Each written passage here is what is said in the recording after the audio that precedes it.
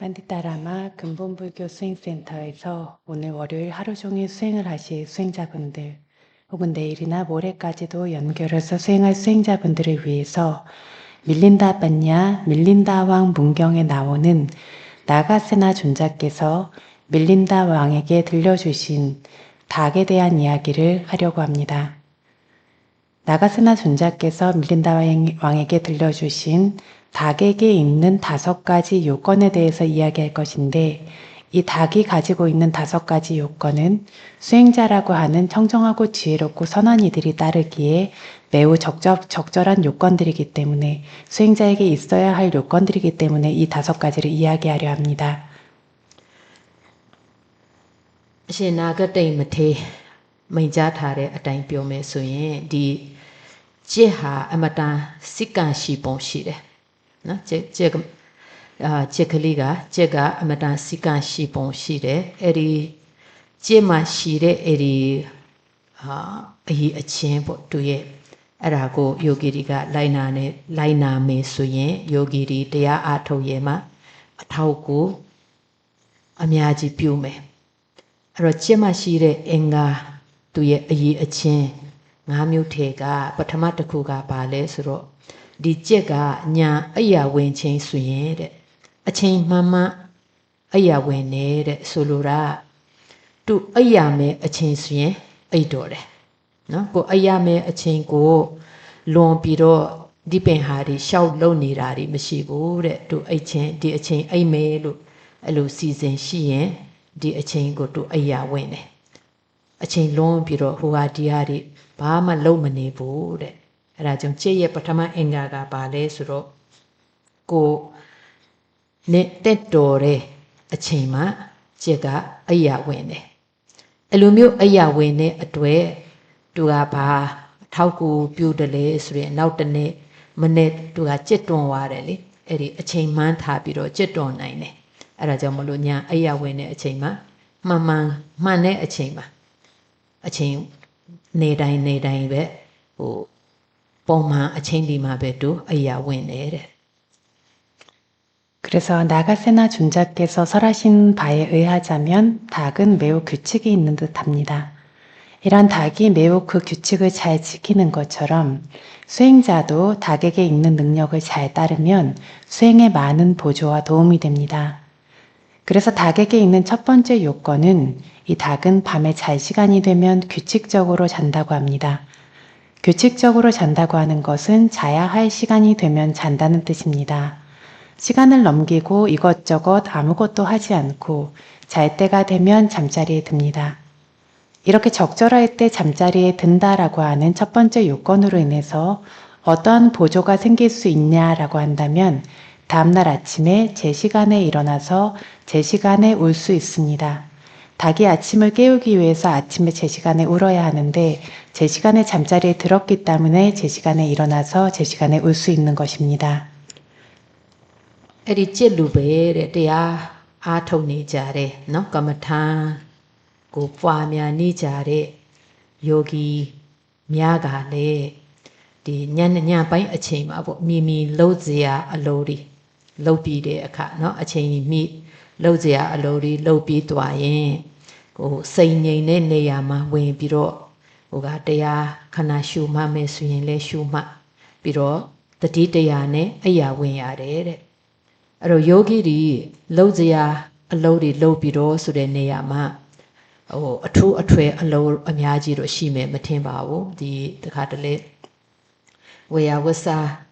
လုပ်ပေတဲ့လူတွေမရှိတဲ့အခါမှာတရားစခန်းဝင်နေတဲ့ယောဂီတွေကဒီရိတ်တန်နဲ့ပတ်သက်တဲ့တန်ရှင်ရည်တို့တောက်ရည်တို့အဲ့ဓာတွေစီစဉ်တာတွေဘာတွေနည်းနည်းပါးပါးလုပ်ရရင်လည်းလုပ်ရလိမ့်မှာပေါ့အဲ့ဓာမျိုးအလုပ်တွေလုပ်နောက်ပြီးတော့မေတ္တာပို့စရာတွေဒါမျိုးဟိုညနေပိုင်းတော့မေတ္တာပို့တာပဲများတယ်တဲ့ဘုရားတော့မနေ့ပိုင်းရှိခေါ်ကြတယ်ထင်တယ်အဲ့တော့မေတ္တာပို့စရာတွေပါတယ်အဲ့ဒါမျိုးရှိရင်လည်းမေတ္တာပို့အဲ့ဒီအလုပ်တွေအကုန်လုံးပြီးရင်တဲ့ကိုဟိုအခန်းထဲဝင်ပြီးတော့ခဏထိုင်ချင်ရင်လည်းထိုင်မဟုတ်ရင်လည်းအမတ်တတိနဲ့ဟိုအရာဝင်ရတယ်တဲ့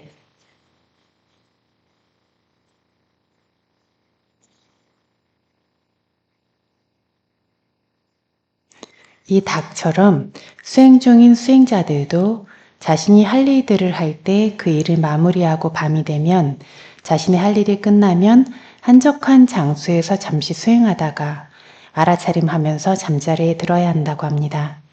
그래서 수행처에 수행 중인 수행자들에게 많은 일이 있지는 않을 것입니다. 수행처에서 필요한 청소나 음식을 만드는 것이나 정리하는 것 등의 일들,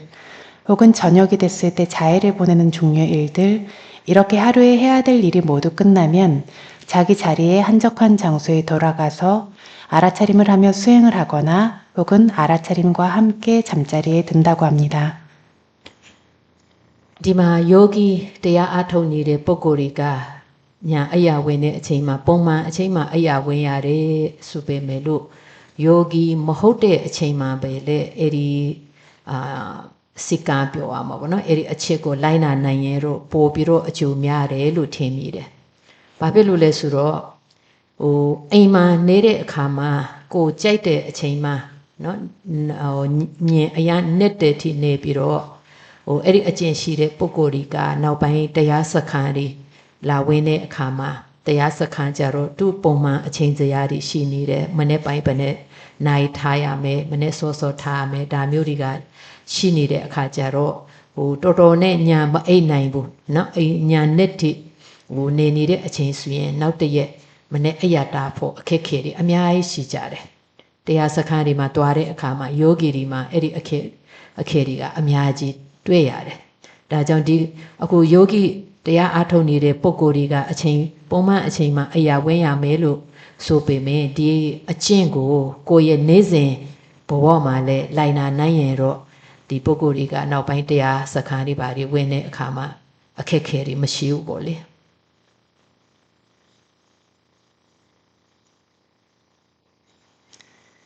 여기 수행하고 있는 수행자들은 물론 하루 종일 수행하고 제 시간에 잠자리에 드시지만 수행처에서 수행자로 있는 때가 아닐 때에도 이 규칙을 따르면 이익이 많을 것입니다.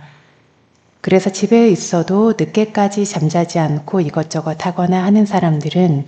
집중 수행처에 수행하러 와서 각각의 시간에 제 시간에 해야 할 일들이 있을 때 밤에 잠들기가 어려우니까 아침에 깨기도 어렵습니다. 그래서 수행처의 어떤 일과를 따르기가 굉장히 어려움을 겪습니다. 수행처에 오는 많은 수행자분들이 이러한 문제를 겪습니다. 그래서 수행처에 있는 수행자들 뿐만이 아니라 자신의 일상에서도 이러한 어떤 규칙을 따르게 된다면 일상이 규칙적이고 안정적으로 흘러갈 수 있을 뿐만이 아니라 수행처에 와서 수행을 하게 될 때에도 문제가 없이 적절하게 이 규칙에 녹아들어서 해야 할 일을 할 수 있습니다. နောက်ကျက်မှရှိတဲ့ဒုတိယအင်္ဂါကသူရဲ့အရေးချင်းကမနေ့ပိုင်းနော်နောက်တရက်မနေ့အရာထားတဲ့အခါလဲသူစောစောစီးစီးအရာထားတယ်တဲ့သူပုံမှန်လေးပဲတခါတလေအရာအစိုးရထားတာတခါလေမိုးလင်းမှထားတာအဲ့ဒါမျိုးမဟုတ်ဘူးသူရဲ့ပုံမှန်အချိန်မှစောစောစီးစီးအရာထားတယ်တဲ့အဲ့လိုပဲတဲ့ယောဂီပုဂ္ဂိုလ်တွေကလည်းပုံမှန်အချိန်ဒီမှာအရာဝင်ပြီးဆိုရင်နောက်တရက်မနေ့အရာထားတဲ့အခါလဲကိုထားရမယ်ပုံမှန်အချိန်ရှိတယ်အဲ့ဒီအချိန်မှာအရာထားနိုင်တယ်တဲ့အဲ့ဒီအရာထားရမယ်အရာထားပြီးသွားရင်မိမှာလှုပ်စရာအလုပ်တွေတပည့်စီလေးစရာရှိလားတန်ရှင်ရင်လှုပ်စရာရှိလားတကယ်လို့ရှိကြရင်ပေါ့အဲ့ဒါတွေလှုပ်ပြီးတော့ကိုပြန်တရားထိုင်ရမယ်အချိန်ဆိုရင်ဒီလိုတိတ်ဆိတ်စိတ်ငြိမ်တဲ့နေရာမှာထိုင်ပြီးတော့တရားဝင်ပြီးတော့တရားထိုင်ရမယ်တဲ့ 닭의 두 번째 요건, 닭의 두 번째 어떤 능력은 아침에 일어날 때도 일찍 규칙적으로 일어난다는 점입니다. 너무 일찍 일어나거나 너무 늦게 일어나지 않고 규칙적으로 제 시간에 일어납니다. 수행자 역시 제 시간에 잠자리에 들고 일어날 때도 제 시간에 일어나야 합니다. 제 시간에 일어나서 본인이 해야 할 어떤 일들, 새벽 일찍 일어나서 청소나 빗자루질 같은 것을 먼저 한다라고 한다면 자신이 해야 할 일을 간단히 마치고 다시 한적하고 고요한 장소에서 수행이라고 하는 자신의 일을 하면서 지내야 합니다. အဲ့တော့ဒီပထမနဲ့ဒုတိယပုံမှန်အချိန်မှာအရာဝင်တာနဲ့ပုံမှန်အချိန်မှာအရာထားတာဒီနှစ်ချက်ကတကယ်တော့ကျမ်းမာရဲ့အရာဆိုရင်လည်းကောင်းတယ်လို့ကျမ်းမာရဲ့အတွေ့လည်းတော်တော်အထောက်အကူပြုတယ်လို့အဲ့လိုပြောကြတယ်နော်ကိုအိတ်တဲ့အချိန်ကမှန်းနေတာပေါ့အိတ်တဲ့အချိန်မှန်းနေတော့နဲလေပိုင်းကိုလုံးစရာရှိတာတွေလည်းစိတ် 지지레네네 로나이네. 이 첫 번째와 두 번째 요건인 제 시간에 잠자리에 들고 제 시간에 일어나는 점은 건강에도 굉장히 중요한 요건이 됩니다.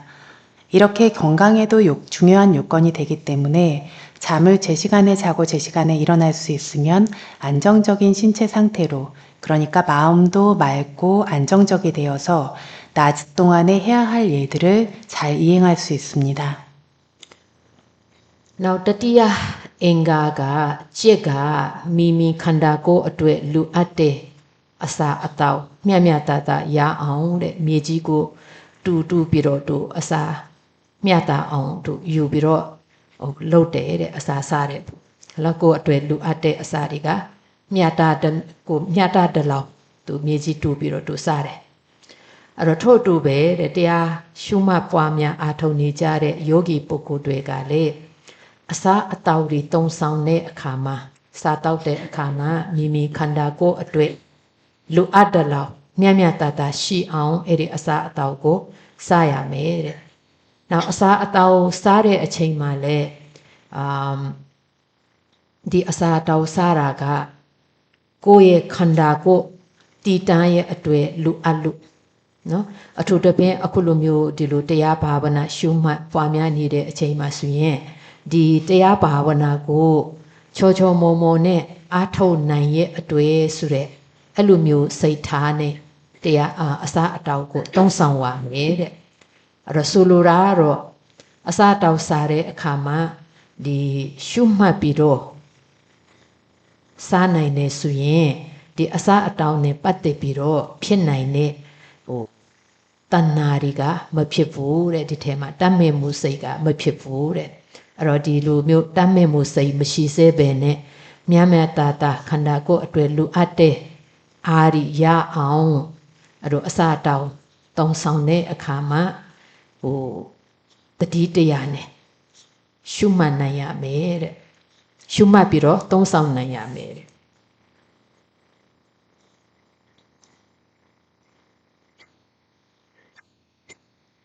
세 번째 요건은 닭은 자신의 몸을 위해서 필요한 영양을 적절히 얻을 수 있도록 땅을 쪼아서 찾아서 먹는다고 합니다. 핵심은 필요한 것을 적절한 정도로만 찾아서 먹는다는 겁니다. 이처럼 수행 중인 수행자도 자신의 몸에 필요한 만큼 적절하고 균형 있도록 음식물을 섭취해야 합니다. 수행자는 이 음식을 먹는 것이 이 몸을 유지하기 위해 필요하기 때문에 먹는다는 것을 기억해야 하고, 특히 수행 중인 수행자는 이 수행을 제대로 잘할 수 있고 떠받칠 수 있기 위한 목적으로 먹는다는 것을 마음에 제대로 둘 수 있어야 합니다. 이렇게 하기 위해서는 특히 수행자는 알아차림으로 주의 깊게 음식물을 섭취해야 됩니다. 알아차림으로 주의 깊게 음식물을 섭취하게 되면 음식에 대한 가래와 탐착이 생기지 않습니다. 음식에 대한 맛에 대한 것이든 영양에 대한 것이든 가래와 탐착이 생기지 않는다면 이것이 없기 때문에 몸에 적절한 것을 적절한 만큼 섭취할 수 있는 힘이 생깁니다. 그래서 이렇게 적절한 것을 적절한 만큼 균형 있게 섭취할 수 있기 위해서도 알아차림을 통해서 이것을 깨어있는 마음으로 섭취할 수 있어야 합니다. မြတ်စွာဘုရားအမိန့်ရှိထားတဲ့စကားအရာပြောရမယ်ဆိုရင်တော့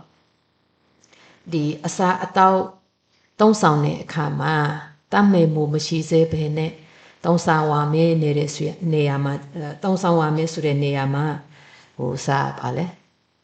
မိမိရင်သွေးသားငယ်ရဲ့အသားကို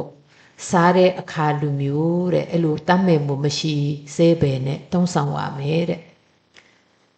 ပုတ္တမံစုပမစုတုံးမှာမြတ်စွာဘုရားအမိန့်ရှိထားတာခရီးတွားတဲ့အခါမှာတဲ့မိဘနှစ်ဦးကမိမိရဲ့ခလေးငယ်ငယ်နော်အခုမှလမ်းလျှောက်နိုင်တဲ့ခလေးကိုပွေးချပြီးတော့ခရီးတွားတယ်ခရီးကအရန်ခေါင်းပါတဲ့ခရီးဖြစ်နေတော့လမ်းမှာစားစရာတောက်စရာဘာမှမရှိဘူးတဲ့ကိုမှယူသွားတဲ့ဟာတွေလည်းကုန်သွားပြီအဲ့တော့ဝေစရာလည်းမရှိဘူးနေကလည်းအမတန်မှဖူတယ် အဲ့တော့ခလေးကိုပွေချီပြီးတော့ခရီးသွားနေရတယ်အစားတောက်လည်းမတောက်ရဆိုတော့မစားရမတောက်ရဆိုတော့ပင်ပန်းလာတယ်ပင်ပန်းလာတဲ့အချိန်မှာမိဘနှစ်ဦးက 배가 뼈래 나로 디 가이가 아마다 캐캐래 바마 사제야 따오제야လည်းမရှိဘူးအဲ့ဒါကြောင့်မလို့ဒီတားငယ်ကိုပဲเนาะတတ်ပြီးတော့စားကြရအောင်တားငယ်ဆိုတာကနောက်ထပ်ရနိုင်တည်တယ်ငါတို့အသက်ရှိနေတဲ့ရွယ်တော့ခလေးဆိုတာနောက်ထပ်ရနိုင်တည်တယ်အခုဒီလိုမလုပ်ရင်၃ယောက်စလုံးကဟိုကတရားတော့မှဒီလန်ခရီးမှာဘာမှစားကြမရှိလို့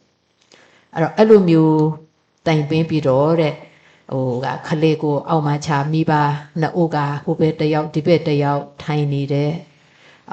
အမေကပြောတယ်နင်းအဖေရှိသွားဆိုပြီးတော့ခလေးကိုအဖေရှိကိုပို့လိုက်တယ်တဲ့အမေကမတတ်ရဲလို့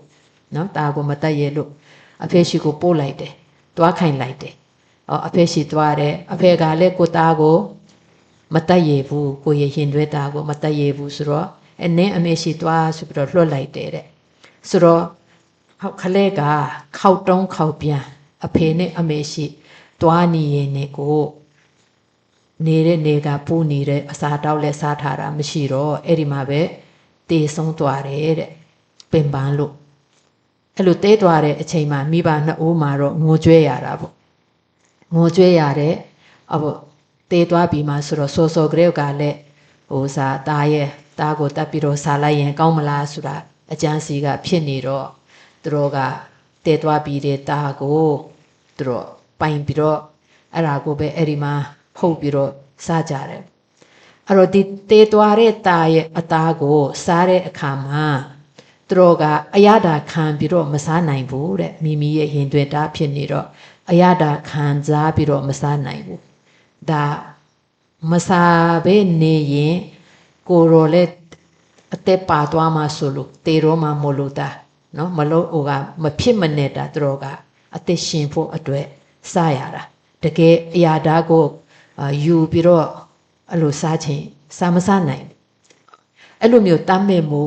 မရှိတယ်လို့ပဲတဲ့ယောဂီတွေကလည်းတရားဘာဝနာရှုမှတ်ပွားများနေတဲ့အချိန်မှာအစားအသောက်ကိုတုံဆောင်ရတဲ့အခါမှာဒီအစားအသောက်ကတရားသိချာအာထုံနိုင်ဖို့အတွက်ငါတို့စာနေရတာနော်ဆိုပြီးတော့အဲ့လိုစိတ်ထားနဲ့တတိတရားနဲ့ရှုမှတ်ပြီးတော့အဲ့လိုစားတောက်နိုင်ရမယ်တဲ့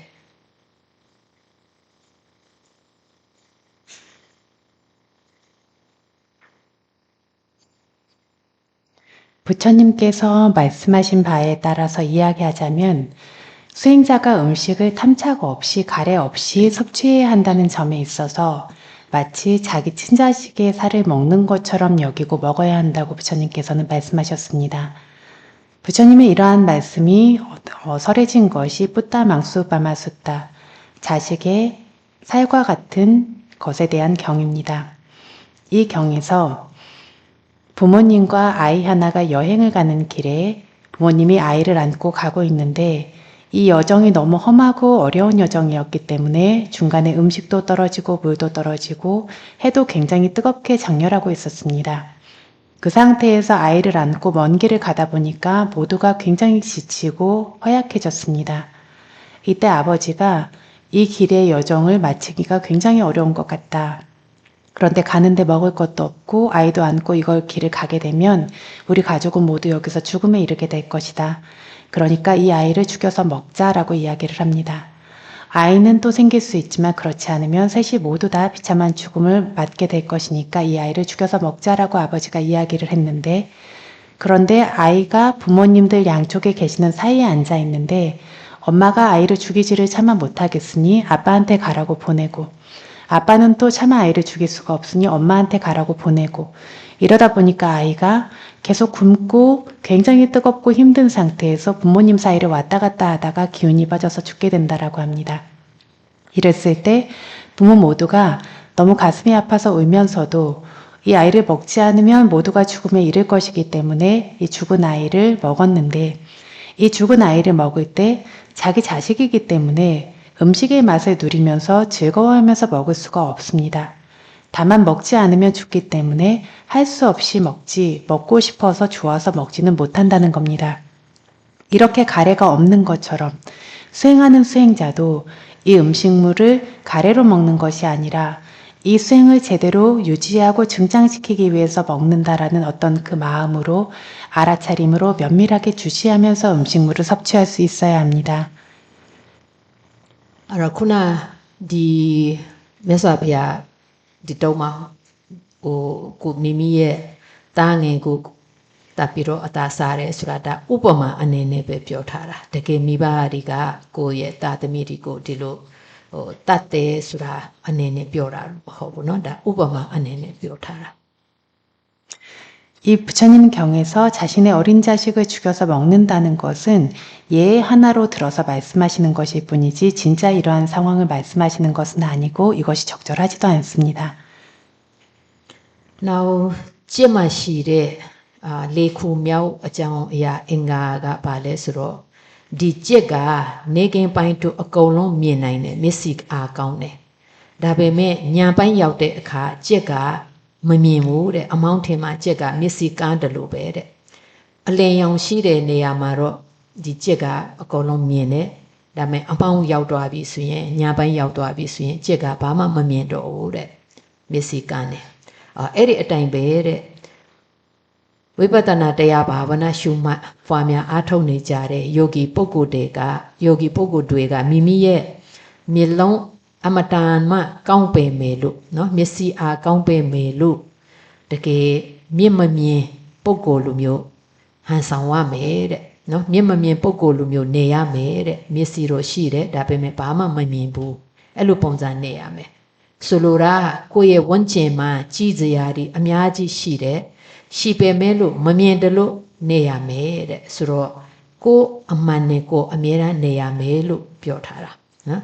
အဲ့လိုပဲနာကအမတန်မှကောင်းတယ်ဒါပေမဲ့နားမကြတဲ့လူလို့နေရမယ်တဲ့နော်ပညာအများကြီးရှိတယ်ကိုတည်ထားတယ်တတ်ထားတယ်ဘ ഹു တုတ္တတွေအများကြီးရှိတယ်ဒီလိုမျိုးဝိပဿနာဘာဝနာနဲ့ပတ်သက်တဲ့ဘ ഹു တုတ္တတွေလည်းအများကြီးရှိတယ်ဖတ်ထားတာတွေနားထောင်ထားတာရှိပေမဲ့လို့ဘာမှမတတ်တဲ့ပုဂ္ဂိုလ်လူမျိုးနေရမယ်တဲ့နောက်အင်အားအမတန်ရှိတယ်ကိုခန္ဓာကိုယ်ကကြမ်းပါတယ်အာအင်းရှိတယ်ရှိပေမဲ့လို့တရားရှုမှတ်ပွားများတဲ့အခါမှာအာမရှိတဲ့ပုဂ္ဂိုလ်လို့အဲ့လိုပုံစံနဲ့နေရမယ်တဲ့ဆိုလိုတာဖြီးလေးညင်ညင်တာလေးကိုအမူအရာတွေလောက်ရမယ်တဲ့ 닭에게 있는 네 번째 요건은 닭은 낮에는 눈이 밝아서 전부 다 볼 수 있다고 합니다.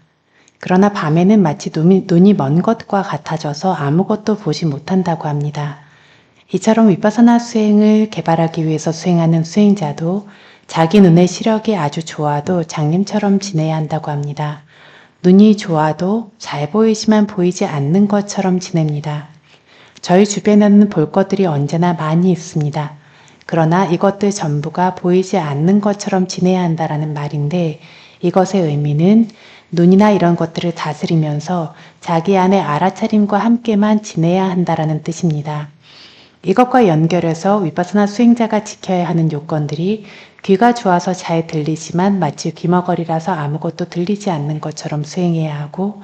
지혜가 많고 견문과 지식이 많아서 아는 것이 많고 이 위파사나 수행에 대한 어떤 상식도 많고 읽은 것들이 많아도 아무것도 모르는 이처럼 바보처럼 수행해야 한다고 합니다. 그리고 건강하고 힘이 있어도 마치 힘없고 아픈 사람처럼 수행해야 한다고 합니다. 이것의 뜻은 눈을 잘 다스리고 귀를 잘 다스리고 생각하거나 판단하지 않고 움직일 때에도 천천히 고요히 아픈 사람처럼 움직여야 한다는 뜻입니다. လူတွေရဲ့တဘာဝကတော့ကိုဝန်းကျင်မှာဘာတစ်ခုတွေ့ရင်လည်းကြည်ကျင်တာတယ်နော်သူတပင်းတော့အတန်ပေါ့အတန်တန်ကြားလိုက်ပြီဆိုရင်ဒါဘယ်ကအတန်လဲဘယ်သူပြောတာလဲဘယ်သူစကားပြောနေတာလဲအဲ့ဒါတွေလှည့်ကြည့်ခြင်းနဲ့စိတ်ကအယံဖြစ်တတ်တယ်နော်ချစ်ချင်းဖြစ်တတ်တယ်နည်းနည်းလေးတိုးလေးအတန်ကြားရင်တောင်မှဒါဘာအတန်လဲမသိဘူးဆိုတာအဲ့ဒါမျိုးဟိုကစိတ်ထဲမှာဖြစ်ပြီးအဲ့ဒီမှာနော်အဲ့ဒါမျိုးဖြစ်ပြီးတော့အဲ့ဒီနောက်ကိုပဲလိုက်သွားရင်အမတ်ကလေးကအကြာကြီးဥမာပြက်နေတယ်အဲ့တော့အတန်တွေတော့ကြာပြီဆိုရင်ကိုကအတန်ကြာမှတိပြီဆိုတော့ချက်ချင်း မှတ်ပေးရတယ်တဲ့အဲ့ဒါကိုကြားတယ်လို့ရှုမှတ်ပေးရတယ်ဒါဘယ်ကအတန်လာတာလဲဘယ်လိုစကားပြောနေတာလဲဘာပစ္စည်းပြုတ်ကြတာလဲအဲ့ဒီထိမစင်စားရဘူးတဲ့အဲ့လိုစဉ်းစားနေရင်ကြတော့ကိုအမှတ်ကပြတ်သွားတယ်တဲ့အဲ့တော့မျက်စိရှိပေမဲ့လို့ဟိုကြီးဒီကြီးအဲ့လိုမလုပ်ပဲနဲ့မျက်လွှာကိုအမြဲတမ်းအောက်ကိုချထားတယ်နော်မျက်လွှာချပြီးတော့ဟိုမိမိရဲ့စိတ်ကိုခန္ဓာကိုယ်အတွင်းမှာထားပြီးတော့ခန္ဓာကိုယ်မှာဖြစ်နေတဲ့ဟာတွေကိုပဲရှုမှတ်ပွားများနေရတယ်တဲ့အဲ့ဒါကဒါကြည့်ရဲ့လေးခုမြောက်အင်္ဂါကိုလိုင်နာတယ်လို့ဖြစ်သွားတယ်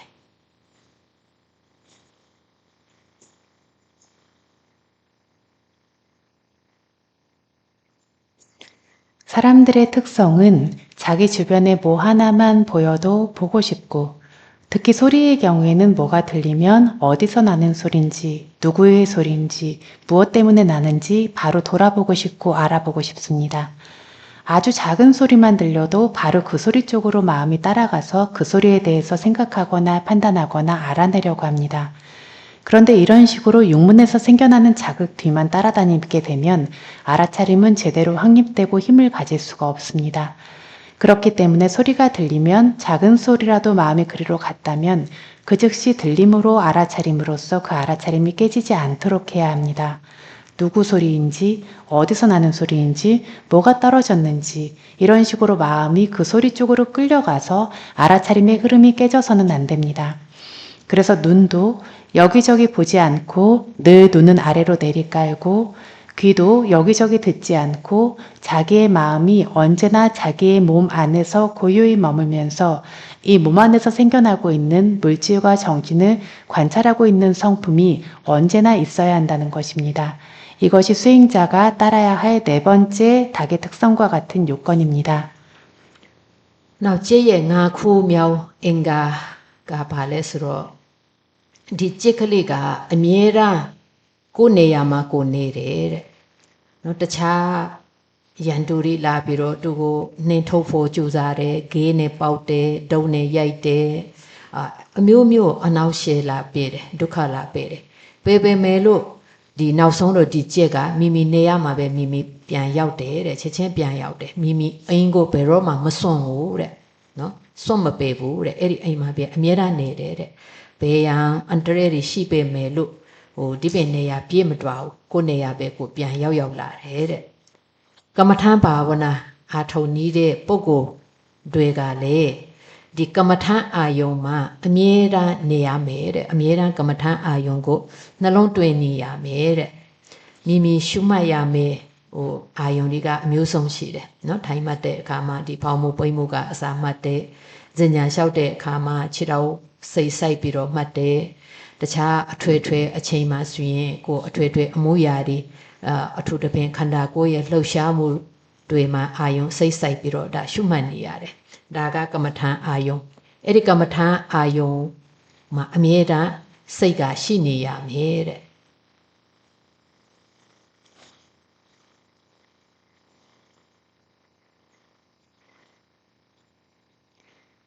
다음으로 다섯 번째 닭의 요건은 이 닭이라는 존재는 늘 자기 장소에서 지낸다고 합니다. 적이나 괴롭힘을 주려는 이들이 와서 쫓아내려고 하고 몽둥이로 때리고 돌을 던지고 해도 이렇게 괴롭혀도 잠깐 도망가도 그 즉시 자기 자리로 되돌아오지 결코 자기의 자리, 자기의 집을 버리지 않는다고 합니다. 그래서 심지어 위험이 있어도 다른 곳으로 도망가지 않고 자기 자리로 꼭 반드시 되돌아오는 것처럼 수행 중인 수행자도 언제나 자신의 수행 주제 안에 머물면서 그 수행 주제를 주시하고 있어야 합니다. 그래서 수행자에게는 주시할 대상이 매우 많습니다. 앉아서 부풀고 꺼지는 배의 움직임부터 시작해서 걸을 때는 다리에 들고 가고 내리는 것, 구부리고 펴고 고개를 숙이고 눈으로 보고 하는 등의 일반적인 대상에서도 이 몸의 움직임으로 시작되는 모든 대상들을 반드시 주시하고 있어야 한다라는 겁니다. 그래서 이 수행 주제라고 하는 대상, 수행자가 머물러야 하는 집과 같은 곳에 수행자의 마음이 늘 머무르고 있어야 하지 어디 다른 곳으로 떠나지 않아야 한다는 뜻입니다. 미미의 그마타 아요마 အမြဲတမ်းနေရမယ်ဆိုတဲ့နေရာမှာလေတခါကိုမှ အလုတ်လုတ်စရာတွေကရှိနေတာ哦နော်အလုတ်လုတ်စရာတွေမျိုးစုံအလုတ်ရှိနေတတ်တယ်ကိုယ်ကိုယ်တာအလုတ်လည်းရှိနေတတ်တယ်ဒီလိုမျိုးရိတ်တာမှနေတဲ့အခါရိတ်တာနဲ့ပတ်သက်တဲ့အလုတ်တွေကလည်းရှိနေတတ်တယ်အဲ့တော့ဒီလိုမျိုးအလုတ်တွေရှိတဲ့အခါမှာဒီအလုတ်တွေကိုလုံးမယ်နော်အလုတ်တွေကိုလုံးပြီးဆိုရင်မိမိရဲ့ကမ္မထမ်းအာယုံကိုပဲပြန်နှလုံးသွင်းပြီးနေရမယ်တဲ့အဲ့ဒါမိမိအိမ်မှနေတာ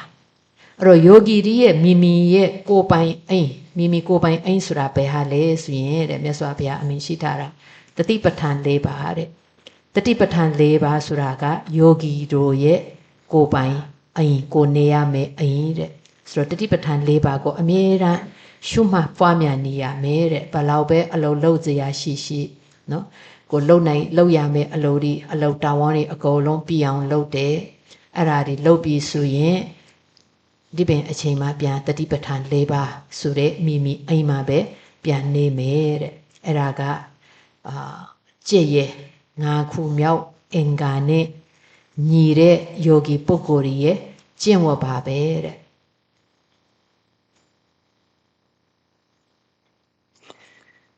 그래서 자신의 수행 주제 안에 수행자는 늘 머물러야 합니다. 때로는 할 일들이 있습니다. 개인적으로 해야 할 일도 있고 수행자와 관련된 일도 있을 수 있습니다. 그러나 이 일들을 마친 즉시 늘 자기 수행 주제로 돌아와야 합니다. 이것이 자기 집에 지내는 것입니다. 수행자의 자기 소유의 집이라는 것이 무엇인지 부탁께서는 말씀하셨는데 이것이 바로 사티파타나 4가지라고 하는 4가지 수행 주제입니다. 이 4가지 수행 주제라고 하는 대상들을 언제나 주시하고 있어야 합니다. 아무리 할 일이 많아도 이것을 마침과 동시에 늘 4가지 수행 주제를 집중적으로 주시하는 자기의 집인 4가지 사티파타나의 대상 안에 돌아와서 머물러야 합니다. 이것이 닭의 요건과 같은 수행자의 5번째 요건입니다. အဲ့တော့အပြည့်တမိမိကိုယ်ပိုင်အိမ်ဖြစ်တဲ့တတိပဋ္ဌာန်၄ပါးအာယုန်ထဲမှာနေရမယ်ဆိုပေမဲ့ချစ်ချင်းနေနိုင်မယ်ဆိုတာတော့မရှိဘူးဒါကြတော့အလေအကျင့်လောက်ရတာနော်တရက်အားထုတ်လိုက်လို့နေနိုင်မယ်2ရက်အားထုတ်လိုက်လို့နေနိုင်မယ်10ရက်အားထုတ်လိုက်လို့တခါတည်းပြီးဒီတတိပဋ္ဌာန်၄ပါးထဲမှာပဲကိုယ်စိတ်ကိုထားနိုင်မယ်ဆိုတာမရှိဘူးဒါကြတော့ရစ်ပေါင်းများစွာတခါတလေလားပေါင်းများစွာနှစ်ပေါင်းများစွာလေ့ကျင့်ပြီးတော့လေ့ကျင့်ပြီးမှနေနိုင်မဲ့အခြေအနေလည်းရှိရင်ရှိမှာပေါ့အဲ့တော့ကိုယ်စိတ်ထဲမှာတော့ဒီနေ့ကိုဒီနေ့ဒီလိုပဲဖြစ်နိုင်ရမယ်ဆိုတာအဲ့ဒီစိတ်ထားတော့မထားရအောင်နော်တချို့ကဒီနေ့မှပထမဆုံးအချိန်တရားထိုင်တယ်ဒီပထမဆုံးအချိန်တရားထိုင်တဲ့အချိန်မှာကိုငါစိတ်ကဒီလိုပဲဖြစ်ရမယ်ဒီအာယုံမှာကိုမပြတ်ဒီအာယုံလေးကိုမပြတ်မှတ်နိုင်ရမယ်ဆိုတာဒီကအဲ့လိုမျိုးခံယူထားတယ်ဒါပေမဲ့လက်တွေ့ကြတော့အဲ့လိုမဖြစ်ဘူးမဖြစ်တဲ့အခါစိတ်ပြတ်သွားတတ်တယ်ကိုလည်းမကျင်မနှက်ဖြစ်တတ်တယ်စိတ်ဆိုးတတ်တယ်နော်စိတ်ဆိုးပြီးတော့ရှုမှတ်မှုကလွတ်နေတာတွေဖြစ်တတ်တယ်အဲ့ဒါမျိုးစိတ်ထားတော့မထားရဘူးဒါတော့လေ့ကျင့်ပြီးတော့ယူရမယ်အရာတွေပါအဲ့တော့ရည်ရွယ်ချက်ကတော့ငါအမြဲတမ်းဒီကာယဝေဒနာစိတ်ဓမ္မဆိုတဲ့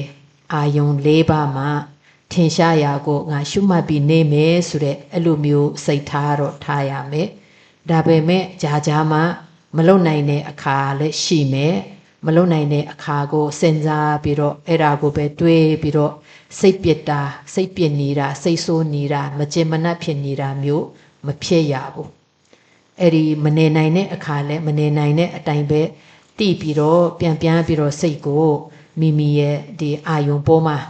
ဆွဲခေါ်လာမှာပေါ့အဲ့လိုမျိုးပုံစံနဲ့တရားအားထုတ်တွားရင်တော့တရက်နှစ်ရက်ဆိုတာလည်းအမတန်တန်ဖိုးရှိတဲ့ရည်တွေကဖြစ်သွားမယ်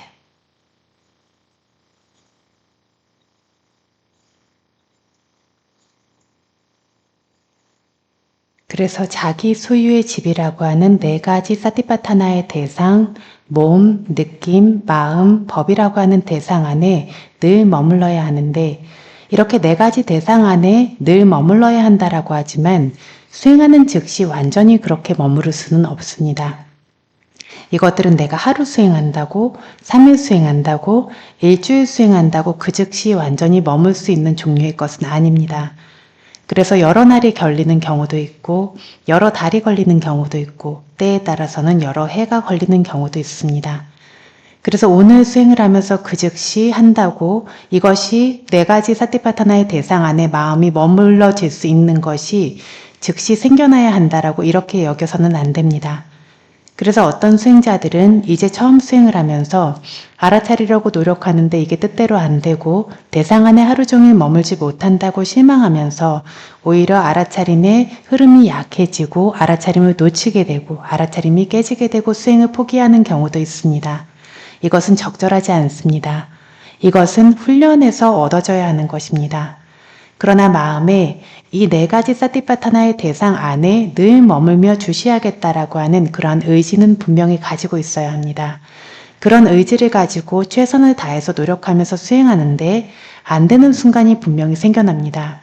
이 안 되는 순간이 생겼을 때 실망하고 화내고 포기하는 것이 아니라 안 되면 그 안 되는 순간을 그 즉시 알고 그 순간에 알아차려서 알게 돼서 다시 깨어난 마음을 지금 현재의 대상 위로 다시 불러오는 것을 반복해야 합니다. 이렇게 어떤 건설적인 마음으로 최선을 다해서 노력할 수 있다라면 하루 이틀이라고 하는 시간도 매우 가치 있는 시간이 될 수 있습니다. အဲ့တော့ယောဂီများကိုနောက်ဆုံးပြောချင်တာကတော့ခုနကြည့်ရဲ့အင်္ဂါ၅ချက်ကိုနှလုံးသွင်းနားလဲပြီးတော့မိမိတို့တရားအားထုတ်တဲ့အချိန်မှာမိမိတို့ရဲ့တာဝန်ကတော့လက်ရှိပစ္စုပါမအထင်ရှားပို့နေတဲ့အာယုံတစ်ခုခုကိုရှုမှတ်နေဖို့ပဲအဲ့ဒါပဲငါတို့တာဝန်ပါဆိုပြီးတော့အဲ့လိုနှလုံးသွင်းပြီးတော့ပစ္စုပန်ကြာနေပြီးတရားရှုမှတ်ပွားများအားထုတ်နိုင်ကြပါစေလို့ပြောချင် 그래서 수행자들에게 마지막으로 말하고 싶은 것은 방금 전 이야기한 닭의 5가지 요건을 마음에 두어 기억하고 자기 자신이 지금 수행 중일 때 수행자의 의무는 지금 현재 이 순간에 분명히 나타나는 어떠한 대상이든 그것을 분명하게 주시하고 놓치지 않으려고 하는 것을 노력하는 것이다라는 것을 기억하는 것입니다. 그래서 마음이 과거로도 가지 않고 미래로도 가지 않고 지금 현재에 분명히 나타나는 대상을 놓치지 않으려는 노력을 지속하면서 현재에 머물러 잘 수행하실 수 있기를 바랍니다. 네,